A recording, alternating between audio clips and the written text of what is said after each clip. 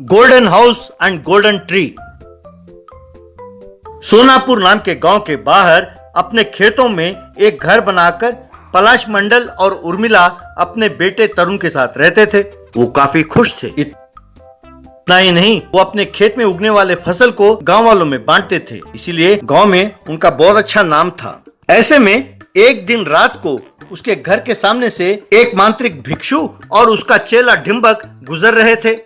तब ढिम्बक भिक्षु से, क्यों गुरु, आपकी तपस्या तो पूरी हो चुकी है, तो फिर खाने के लिए इन सड़कों पर यूं क्यों घूम रहे हो? वैसे भी ठीक से खाए हुए 10 साल हो गए, मैं तो सिर्फ पत्ते खाकर जी रहा हूँ। क्या तुम जानते हो कि चिकन खाए हुए कितने दिन हो गए? अरे मुंह में पानी आ रहा है गुरु, कम से कम एक बिरयानी तो दिलाओ। अरे बंद करो बकवास। अगर दोबारा ऐसे बकवास की तो तुम्हें मैं यहीं पर राख कर दूंगा, खबरदार। देखो, हमें मृत्यु को जीतने का मौका मिला है और तुम हो कि चिकन मटन की बात कर रहे हो। माफ करना गुरु, गलती हो गई। अब क्या करूं, जरा बताना। अरे हमें एक ऐसा परिवार चाहिए जो किसी की लालच ना करता हो। 1 महीने के लिए उनकी परीक्षा लेंगे, फिर उन्हें उस गुफा में भेजेंगे जहाँ हमने तपस्या की थी। के बाद तो बस आबरा का डाबरा, हम मृत्युंजय हो जाएंगे। ना ही नहीं, जिन्हें हम ढूंढ रहे हैं वो इसी घर में रहते हैं, बस इन्हीं को निशाना बनाना है। तो अब क्या करें गुरु? बताऊंगा नहीं, करके दिखाता हूँ। ओम ह्रीं। बस मंडल का घर एक गोल्डन हाउस में और उसके घर के बाहर का पेड़ एक गोल्डन ट्री में बदल गया। उस गोल्डन ट्री पर ढेर सारे पैसे, रुपए और गहने लटक रहे थे। ये देखकर हैरान होकर मंडल, तरुण और उर्मिला घर से बाहर आए। तब मंडल भिक्षु के पास पहुंचा और, आप कौन हैं स्वामी जी? ये क्या, आपने हमारे घर को और हमारे घर के इस पेड़ को ऐसे बदल दिया? आप लोग मुझे बहुत पसंद हो। एक तो आप लालची नहीं हो, ऊपर से आप परोपकारी हो। ये सब मुझे अच्छा लगा तो मैंने आपके घर को ऐसे बदल दिया। इसमें जो कुछ आपको लेना है लीजिए और बाकी लोगों में बांट दीजिए। हमें ये सब नहीं चाहिए स्वामी जी, हम तो इसी में खुश हैं जो भगवान ने हमें दिया है। आप कहे तो इसे लोगों में बांट देंगे। मैं जानता था कि आप लोग ऐसे ही हो, इसीलिए आप लोगों को सोने का घर और सोने का पेड़ दिया है। मैं 1 महीने के बाद लौटूंगा, तब तक आप लोग इसकी देखभाल कीजिए। कहकर चला गया।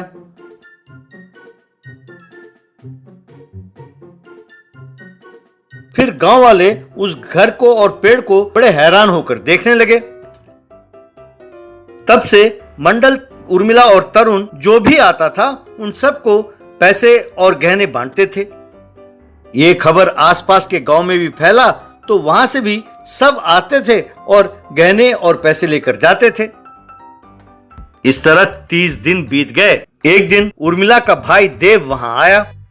क्यों जीजा जी, सुना है आप बड़े दानी हो गए हैं, देश भर में आपका जय जयकार हो रहा है, अब आप देश के राजा बन सकते हैं। अरे तुम क्या मेरे घर में आग लगाने के लिए आए हो? कोई स्वामी जी आए थे और कहा कि महीने भर के लिए इसे बांटते रहना, बस। यही तो मैं भी कह रहा हूँ जीजा जी, वो बांटने का काम वो खुद ही कर सकते थे ना। मुझे तो शक हो रहा है कि उसने आपको ये काम क्यों दिया। तो तेरा मतलब ये है कि वो अच्छा आदमी नहीं है, कहीं कोई वो मांत्रिक तो नहीं है? हो सकता है और नहीं भी हो सकता है, पर कुछ भी हो वो ये तो जानता है कि आप लोग भोले हैं। कुछ भी कहो, उसने एक प्लान कुछ बहुत बड़ा बनाया है। यूं कह ही रहा था कि तभी वहां पर भिक्षु और डिम्बक पहुंचे। बहुत खूब मंडल, तुमने कर दिखाया। तुमने अपने लिए कुछ ना मांगकर एक अद्भुत की स्थापना की है। आज रात को ही तुम तीनों को गुफा के लिए रवाना होना होगा। तब मंडल अपने मन में, ये क्या, कहीं जाने की बात कर रहा है? कहीं ऐसा तो नहीं कि गुफा के अंदर गड्ढा खोदकर हमें गाड़ देगा? स्वामी जी, मेरा भाई कहता है कि वो भी हमारे साथ आएगा, क्या हम उसे ले जा सकते हैं? कहाँ? उस मोक्ष के गुफा में? नो नो नो नो, तुम्हारे भाई जैसा स्वार्थी वहाँ जा ही नहीं सकता। ये सुनकर देव अपने मन में, ये ऐसा कह रहा है तो मेरा ख्याल है कुछ तो गड़बड़ है। ये क्या है पता लगाना होगा, फिर इसे मात देंगे। अब रात हुई। देव ढिम्बक के पास आया जो चिकन खा रहा था। क्यों डिम्बक जी, आपके चेहरे में तो खुशी ब्रेक डांस कर रही है। अब मुझे भी अपना असिस्टेंट बना लो ना। मेरा असिस्टेंट? और ठीक है, बना लेंगे बना लेंगे। पहले इन तीनों की तो बलि चढ़ा दें, उसके बाद मैं और मेरा गुरु हम दोनों महाबाहुबली बन जाएंगे और तुम एक छोटे बाहुबली बन जाओगे। Thanks boss. और थोड़ा चिकन लोगे? No no no no non veg. कल है हमारे लिए बिरयानी फेस्टिवल। अरे ये क्या, बहुत बड़ी गलती हो गई। अभी जो आप खा रहे हो इसमें मैंने चिकन मिलाया है। अरे अभी अभी गुरु ने कहा था ना कि मुझे गुफा में नहीं लेके जाएगा, तो मुझे बहुत गुस्सा आया, इसीलिए मैंने चिकन मिलाया था। सॉरी गुरु। तो ठीक है, कल खिलाऊंगा। ये सुनकर ढिम्बक दौड़ता दौड़ता भिक्षु के पास गया। गुरु, इस कमीने ने हमारा सारा प्लान चौपट कर दिया है। हमारे खाने में इसने नॉनवेज मिलाया है। अब इन तीनों को अगर हम गुफा में ले गए और इनका बलि चढ़ाया तब भी कोई फायदा नहीं होगा गुरु। इस कमीने ने हमारे 10 साल की मेहनत को बर्बाद कर दिया गुरु। अरे कमीने, उसने नहीं, तूने बेड़ा गर्क किया है। क्या तुम ये भी नहीं जानते कि हमने क्या खाया? हमने सिर्फ पत्ते और घास फूस खाया, गधे। अरे हाँ, सॉरी गुरु, मैं तो भूल ही गया। अब देर किस बात की, इनको लेकर गायब हो जाते हैं। चलो चलो। अरे कमीने, तेरे इस गुरु की शक्ति गोल्डन हाउस और गोल्डन ट्री देने के साथ ही खत्म हो गए। अब जादू तो क्या, एक कदम भी आगे नहीं बढ़ा सकता, क्योंकि अब हम सब मिलकर तुम्हें खूब अच्छी तरह से धो डालेंगे। उस घर के परिवार के सदस्य और देव ने मिलकर उन दोनों को खूब मारा। तब वे दोनों डरकर वहां से भाग गए। तब मंडल के परिवार ने देव को धन्यवाद कहा। उसके बाद भी मंडल और उसके परिवार के सदस्य जो भी उनके घर आता था, उनको वो ढेर सारे पैसे और गहने दान में देते थे और यूं ही उनका जिंदगी गुजरता रहा। Giant big foot tractor.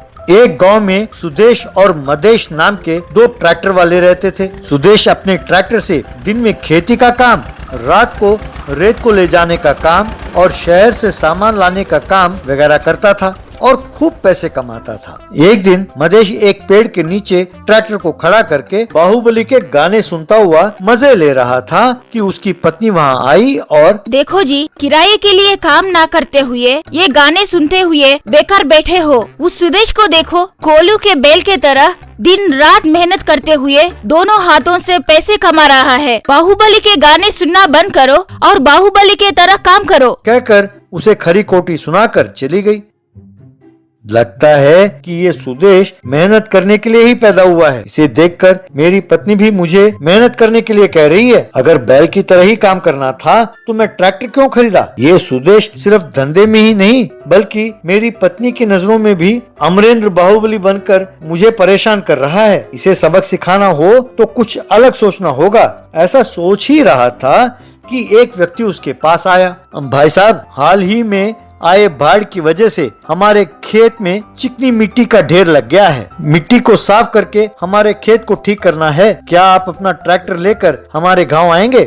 तब मादेश अपने मन में, ना बाबा ना, चिकनी मिट्टी में ट्रैक्टर को उतारो तो ट्रैक्टर उसमें धंस जाएगा और इंजन खराब हो जाएगा। ऐसा हुआ तो मेरी पत्नी मुझे तलाक दे देगी और मुझे घर से निकाल देगी। बाद में मैं भी बिजाला देव की तरह मूर्ख हो जाऊंगा। हाँ, एक आइडिया है। ये काम सुदेश को सौंपता हूँ तो उसका ट्रैक्टर का नाश हो जाएगा। तब उसे अपने ट्रैक्टर का ड्राइवर नियुक्त करके मेरी पत्नी की नजरों में जो बाहुबली बना हुआ है उसे जिंदगी भर के लिए मेरे ट्रैक्टर की गुलामी करते हुए कट्टप्पा बना दूंगा। यूँ सोचकर उस व्यक्ति से थोड़े पैसे एडवांस लेकर कल ही आपके गांव ट्रैक्टर भेजता हूँ। बाद में मदेश वो पैसे लेकर सुदेश के पास गया और, सुदेश भाई, पड़ोसी गांव के खेत में एक काम के लिए मैंने एडवांस लिया था पर मेरा ट्रैक्टर खराब हो गया है, इसीलिए तुम ये एडवांस ले लो और वो काम कर दो, अच्छे पैसे मिलेंगे।